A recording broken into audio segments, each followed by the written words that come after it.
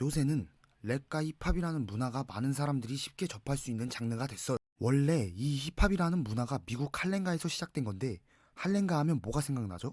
갱스터나 총이 바로 생각이 나요. 엄청 거친 도시예요. 뭐 저녁에는 무서워서 사람들이 거리를 못 다닌다고 하니까. 그런 터프한 도시에서 시작된 음악인 만큼 가사도 거칠고, 미국 래퍼들만 보더라도 사건 사고가 결이 달라요. 뭐만 하면 마약, 총기 소지, 별의별 사건이 다 터져요. 근데 어떻게 지금은 대중적인 음악 장르가 됐을까 싶거든요. 비트만 들어도 흥이 막 나요. 이거 뭐 사람들이 흥을 주체를 못하는 거야. 그러면서 랩 경연 프로그램들이 생겨나고, 그 프로그램들이 엄청난 화제성의 중심이 되고, 중독성이 강한 랩들은 음원 차트 상위에 들면서 많은 사람에게 관심을 받아요. 근데 이런 거친 음악 장르임에도 불구하고 힙합을 본인만의 색깔로 유니크하고 이쁜 가사로 곡을 만들어낸다는 이야기가 있고, 현재 대한민국 힙합 씬에서 유일무이한 래퍼라는 평을 받는 래퍼가 오늘 이야기해볼 디엑입니다. 일단 디엑이 오타쿠 래퍼라는 타이틀을 가지고 있는데, 이 얘기부터 해봐야 할 것 같아요. 디엑이 내는 음원만 살펴봐도 게임, 애니메이션 뭐 이런 곳에서 따온 영감을 가사에 담아내거나, 현실에서는 일어날 수 없는 일들을 이야기로 만들어내고 그걸 음악으로 표현해요. 생각해보면 이러한 감성과 음악을 하는 대한민국 래퍼를 찾아보는 건 힘들 것 같다는 생각이 바로 들기는 해요. 또 디엑의 뮤직비디오에는 일본의 문화가 많이 나오는데 7, 80%를 일본에서 찍었다고 하죠. 아무튼 이래서 디엑의 음악이 호불호가 많이 갈릴 것 같은데, 오히려 이런 감성이 현재 대한민국에서 먹히고 있어요. 디엑 음원 뮤직비디오만 봐도 뭐 댓글에 디엑 감성 너무 좋아요, 이 노래를 이제 알다니, 뭐 이런 반응들이 대다수고, 그럼 얼마나 노래가 좋길래 유일무이한 래퍼라는 평까지 받고 있을까라는 의문이 드는데, 학창시절부터 얘기를 해봐야 될 것 같아요. 중학생 때부터 학교폭력의 피해자였다고 해요. 애니를 엄청 좋아했고 안 좋아했던 애니가 없을 정도로 애니의 진심이었대요. 심지어 세일러문까지도 엄청 재밌게 봤다고 하죠. 그러면서 중학교를 들어가게 됐고 학교에서도 애니 만화를 많이 읽었대요. 근데 이런 취향이 왕따를 당하게 된 큰 이유가 되었다고 해요. 애들이 와서 보던 만화책을 집어던지는 건 일상이고, 남자애들은 매일같이 때리고, 그 모습을 여자애들은 보며 비웃고 즐겼대요.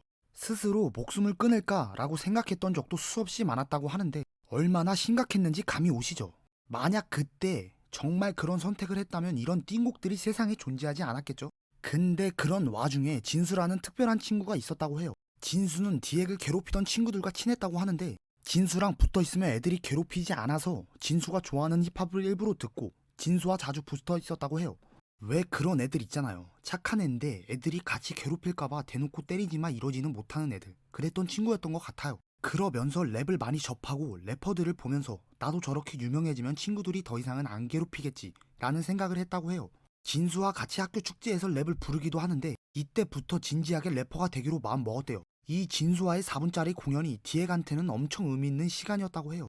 디엑이 학교를 다니면서 많이 의지했던 친구 같은데, 이 친구가 디엑의 인생을 바꿨다 해도 과언이 아니죠.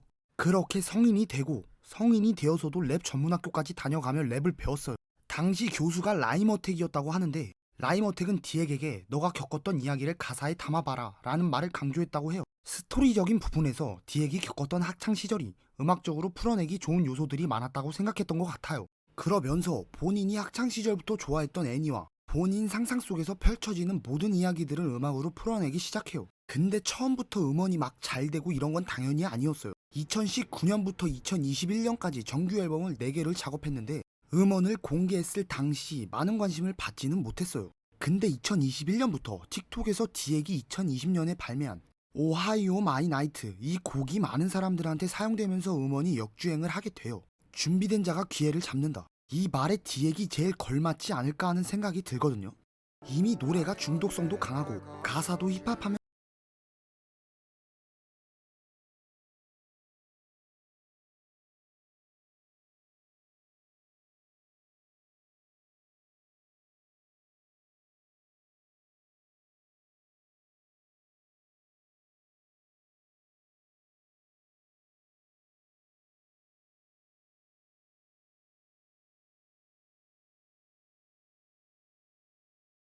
딱 옵니다. 역주행한 오하이오 마이 나이트 가사들을 살펴보면, 오늘따라 세상이 무섭단 말야, 잠깐 인공호흡을 해주라, 뭐 이런 가사가 있는데, 위에서도 잠깐 얘기했다시피 힙합이라는 장르가 미국 할렘가에서 시작한 만큼 엄청 자극적인 가사들을 자주 볼 수 있는데, 디엑의 가사들에는 자극적인 단어를 찾아보기 힘들어요.